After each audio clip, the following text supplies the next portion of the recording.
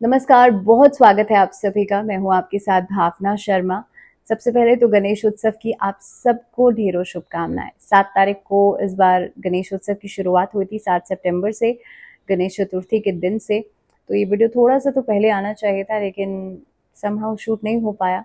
तो मुझे लगा कि ये जो समय है ये बहुत महत्वपूर्ण है, और खासतौर पे इस तरह की वीडियो को बनाने के लिए बहुत महत्वपूर्ण है, क्योंकि हाल फिलहाल में कमेंट आया था कि भाई घर में अगर बहुत सारी मूर्तियां हैं या घर में अगर खंडित मूर्तियां हो गई हैं तो उनका हम क्या करें, कैसे हम किया जा सकता है उन मूर्तियों का।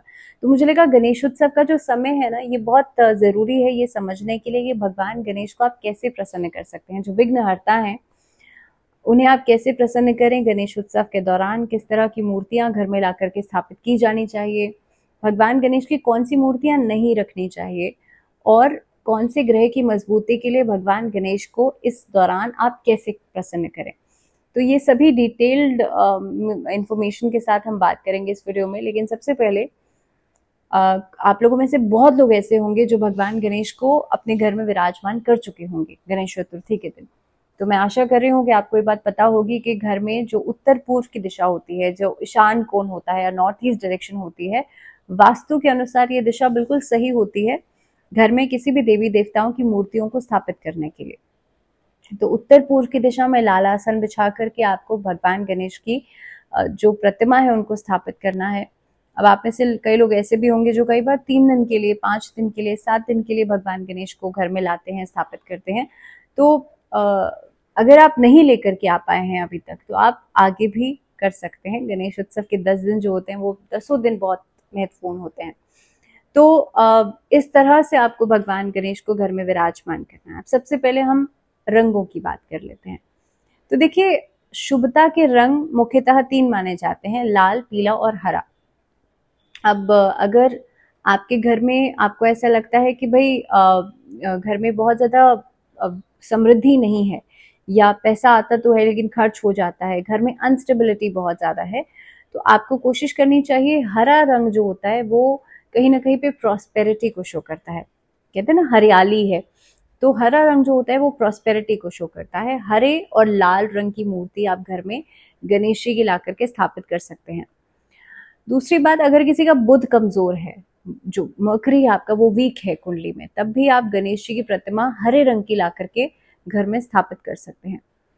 अब अगर किसी की शादी में विलंब हो रहा है, शादी नहीं हो पा रही है, या मैरिज लाइफ में प्रॉब्लम्स आ रही हैं, तो पीले रंग के गणपति जी की मूर्ति या प्रतिमा आप घर में ला करके स्थापित कर सकते हैं। ऐसा करने से आपका बृहस्पति तो मजबूत होगा, लेकिन साथ ही साथ में आपका बुध भी बेटर होगा, आपकी मैरिज लाइफ अच्छी हो जाएगी, या जिनकी शादी नहीं हो पा रही है, जिन लोगों की उनकी शादी में जो विलंब हो रहा है वो खत्म हो जाएगा।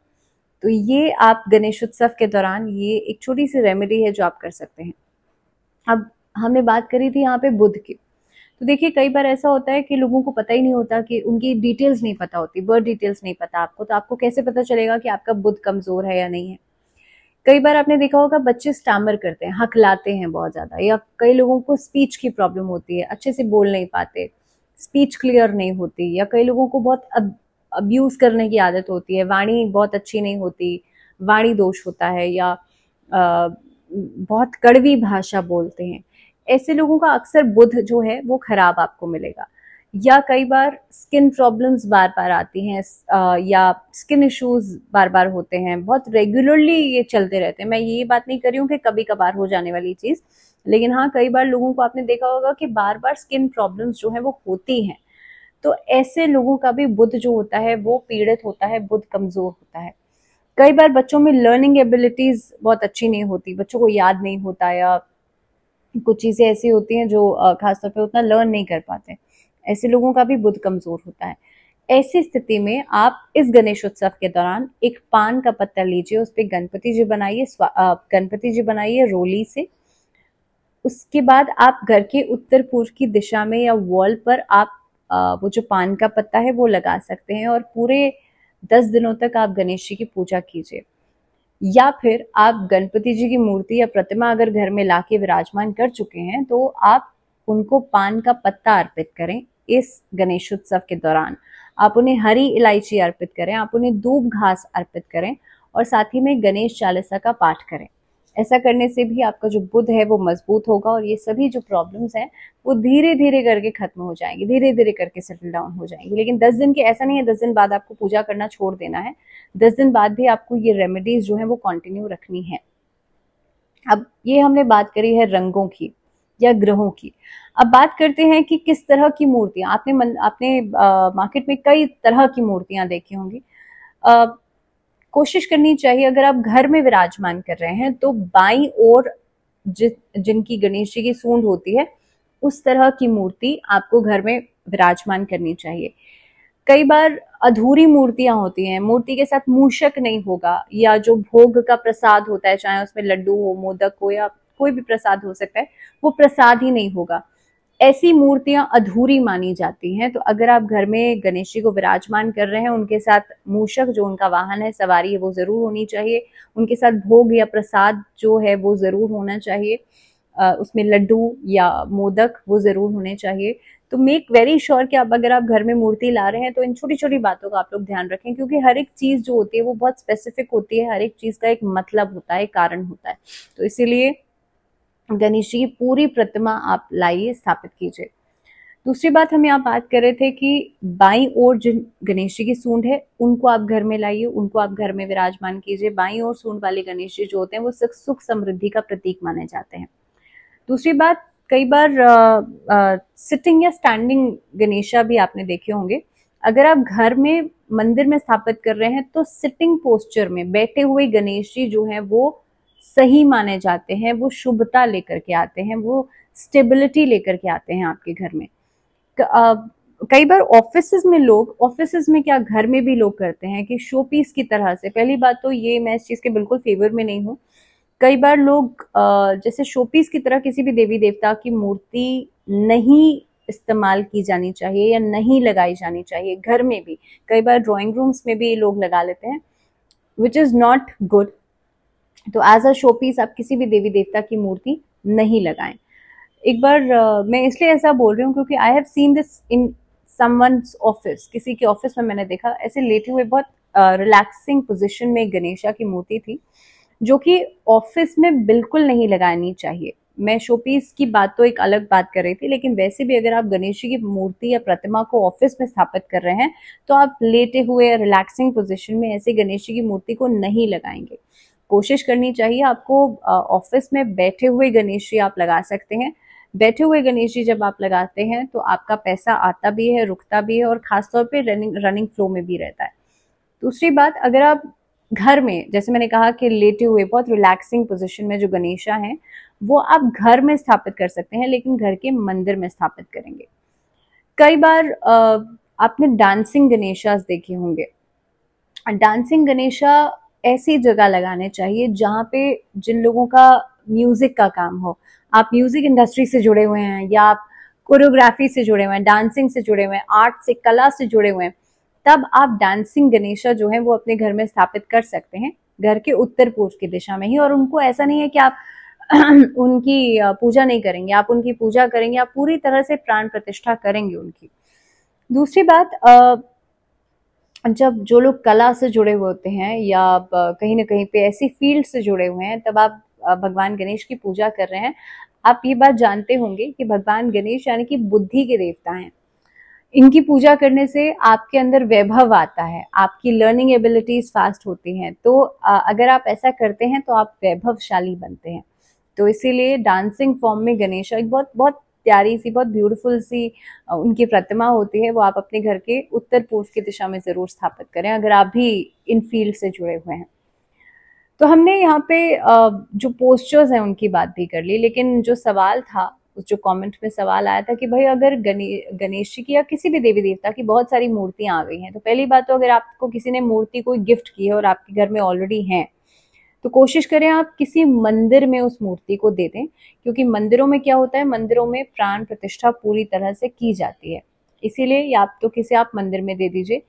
अगर मान लीजिए कि आपके घर में मूर्ति कोई खंडित हो गई है तो गणेश उत्सव के दौरान तो खास तौर पे अगर मूर्ति मिट्टी की है तो आप कोशिश करें उसे जमीन में दबा दीजिए, तो अब हम वो सवाल ले लेते हैं जो सवाल उस कमेंट में आया था कि भाई अगर घर में बहुत सारी मूर्तियां हैं, या मान लीजिए आपको किसी ने मूर्ति कोई गिफ्ट की, आपके घर में ऑलरेडी गणेशा है, आपको किसी ने गणेश जी की मूर्ति गिफ्ट कर दी है, अब ऐसे में आप क्या करेंगे? आपको उस मूर्ति को किसी मंदिर में दे देना चाहिए, क्योंकि मंदिर में प्राण प्रतिष्ठा के साथ उस मूर्ति की पूजा भी होगी। दूसरी बात, अगर आपके घर में कोई मूर्ति खंडित हो गई है, तो अगर वो मूर्ति मिट्टी की है तो मिट्टी का विसर्जन आप किसी नदी में, किसी सरोवर में कर सकते हैं। पानी में डिसॉल्व होने वाली है तो आप नदी में विसर्जन कर सकते हैं। लेकिन अगर मूर्ति मिट्टी की नहीं है, किसी और उसकी है, तो आप कोशिश करें कि उस मूर्ति को आप किसी पेड़ के नीचे मिट्टी में दबा दीजिए। और खास तौर पे गणेश उत्सव की हम बात करें अगर, तो गणेश उत्सव में तो ये मैसेज ही दिया जाता है कि हमारा जिस तरह से शरीर है 5 तत्वों से बना है और 5 तत्वों में ही विलीन हो जाता है, उसी तरीके से गणेश जी की प्रतिमा भी मिट्टी की होनी चाहिए। और उसके बाद आप या तो नदी में विसर्जन करें या फिर आप मिट्टी में उसे दबा दीजिए। तो ये एक तरीका है, ये सही प्रोसेस है अगर आपके घर में कोई मूर्ति खंडित हो गई है या फिर आपके घर में एक्स्ट्रा मूर्तियां हैं। अब यहाँ से एक्स्ट्रा से एक पॉइंट और निकल के आता है कि कई बार घर में मैंने देखा है लोग एक से ज्यादा मूर्तियां रख लेते हैं। वास्तु के अनुसार ये चीज बिल्कुल सही नहीं है, क्योंकि आपका जो भाव है वो किसी एक मूर्ति में होगा। और मान लीजिए गणेश जी की ही आपने 3-4 मूर्तियां रखी हुई हैं, वास्तु के अनुसार ऐसा करने से डिस्ट्रैक्शन बढ़ता है, आपका जो भटकाव है वो बढ़ेगा, आपका एक जो कनेक्शन है या आपका एक जो भाव है वो एक ही मूर्ति से जुड़ा हुआ होगा। तो कोशिश करें कि घर में, और वास्तु के अनुसार भी जैसे मैंने कहा कि एक से ज्यादा मूर्तियां रखना सही नहीं माना जाता है। तो कोशिश करें आप अगर किसी भी एक देवी देवता की मूर्तियां हैं, आप उनकी गिनती जो है वो एक ही रखें। दूसरी बात, अगर हम साइज की बात करें, कई बार लोग बड़ी बड़ी मूर्तियां घर में ले आते हैं। देखिए, बड़ी मूर्तियों की पूजा जो है, उनकी जो प्राण प्रतिष्ठा है वो बहुत विधि विधान से की जाती है। उनकी पूजा का विधि विधान बहुत ज्यादा होता है, जो कि घर में संभव नहीं हो पाता है। तो इसीलिए अगर आप घर में पूजा कर रहे हैं, घर में मूर्ति ला रहे हैं, तो कोशिश करें कि आप 8 इंच या 8 इंच से छोटी मूर्ति या प्रतिमा होनी चाहिए। और कोशिश करें कि उनकी पूजा आप उसी तरह के षोडोपचार से, उसी विधि विधान से करें। दूसरी बात, जब मंदिर में मूर्तियां होती हैं तो वो बड़ी मूर्तियां होती हैं, जाहिर सी बात है उनकी पूजा का विधान भी अलग होता है।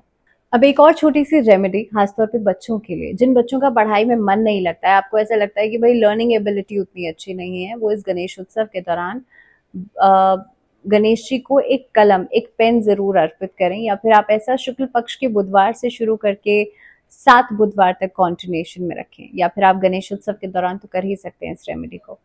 तो ये एक छोटी सी रेमेडी थी जो कि बच्चे जो हैं, जिनका पढ़ाई में मन नहीं लगता, लर्निंग एबिलिटी उतनी अच्छी नहीं है, वो लोग कर सकते हैं। दूसरी बात, कई बार घर में वास्तु दोष होता है, तो आपने देखा होगा कि घर के मेन एंट्रेंस पे भी लोग गणेशा की जो मूर्तियां हैं, जो प्रतिमाएं हैं, वो स्थापित करते हैं या फोटो फ्रेम्स लगा लेते हैं। अगर आपके घर में वास्तु दोष है और मान लीजिए रिकंस्ट्रक्ट नहीं हो सकता है, रेनोवेशन नहीं कर सकते या करना नहीं चाहते, तो आप घर के मेन एंट्रेंस पे गणेश जी की प्रतिमा लगा सकते हैं, लेकिन वो बैठे हुए गणेश जी होने चाहिए। दूसरी बात, अगर गणेश जी की प्रतिमा आप नहीं लगाना चाहते हैं तो कोशिश करें स्वास्तिक का चिन्ह बना लीजिए, या पीतल के स्वास्तिक जो है घर के चौखट के दोनों तरफ आप लगा लीजिए। लेकिन स्वास्तिक का चिन्ह अगर आप अपने हाथ से बना रहे हैं, रोली से बना रहे हैं, तो कोशिश करें कि कई बार स्वास्तिक भी लोग गलत तरह से बनाते हैं, या तो क्रॉस ऐसे करके बनाएंगे, तो स्वास्तिक के चिन्ह को कभी भी क्रॉस करके नहीं बनाया जाना चाहिए। स्वास्तिक इस तरह से बनाएं कि वो क्रॉस नहीं हो। दूसरी बात, स्वास्तिक में जो वो 4 बिंदियां होती हैं, 2 बिंदियों का मतलब है रिद्धि सिद्धि, यानी कि गणेश जी की 2 पत्नियां, और शुभ लाभ, बाकी 2 बिंदियां हैं शुभ लाभ, गणेश जी के 2 पुत्र। तो ये जो स्वास्तिक का चिन्ह है, ये मांगलिक चिन्ह है और गणेश जी का ही प्रतीक माना जाता है। तो अगर आप स्वास्तिक का चिन्ह अपने घर के मेन एंट्रेंस पे बना रहे हैं, तो मान लीजिए कि आपके घर में वास्तु दोष जो है वो कम हो जाता है। वास्तु दोष कहीं ना कहीं पे उसका असर जो है, वो इम्पैक्ट जो है वो कम हो जाता है। तो ये एक रेमेडी है जो कि इस दौरान, गणेश उत्सव के दौरान आप कर सकते हैं, क्योंकि ये जो 10 दिन होते हैं ना, ये बेहद महत्वपूर्ण होते हैं। जो भगवान गणेश हैं, जो विघ्नहर्ता है, वो हमारे जीवन में आते हैं। वैसे तो पूरे साल भर रहते हैं, लेकिन इन 10 दिनों में हमारे जीवन में आते हैं और विघ्न बाधाओं को हर के ले जाते हैं। तो मेरे हिसाब से तो बहुत ही खास दिन है, बहुत ही स्पेशल दिन है। इस दौरान आप इन छोटी छोटी रेमेडीज को कीजिए, एंड मैं आशा करती हूँ कि आपके जीवन में से भी ये सभी जो परेशानियां हैं वो खत्म हो जाएं। इसी के साथ इस वीडियो में इतना ही। लेकिन एक छोटी सी चीज़ कि अगर आपका मेरे हिसाब से तो मैंने सारे पॉइंट्स कवर किए हैं, लेकिन अगर आपका फिर भी कोई सवाल है इस टॉपिक से जुड़ा हुआ, मूर्तियों से जुड़ा हुआ, वास्तु से जुड़ा हुआ या गणेश उत्सव से जुड़ा हुआ, तो आप इस वीडियो के नीचे कमेंट बॉक्स में पूरी तरह से वेलकम है आपका। आप अपने सवाल जो है यहाँ पूछ सकते हैं। मैं कोशिश करूंगी आपके सारे ही सवालों का जवाब दूं। प्लीज़ मेक वेरी श्योर कि बहुत रेलेवेंट क्वेश्चंस पूछिएगा। तो इसी के साथ वीडियो में तो फिलहाल इतना ही। मुझे दीजिए इजाज़त, जुड़े रहिए चैनल के साथ और एक बार फिर से गणेश उत्सव की बहुत सारी शुभकामनाएं। नमस्कार।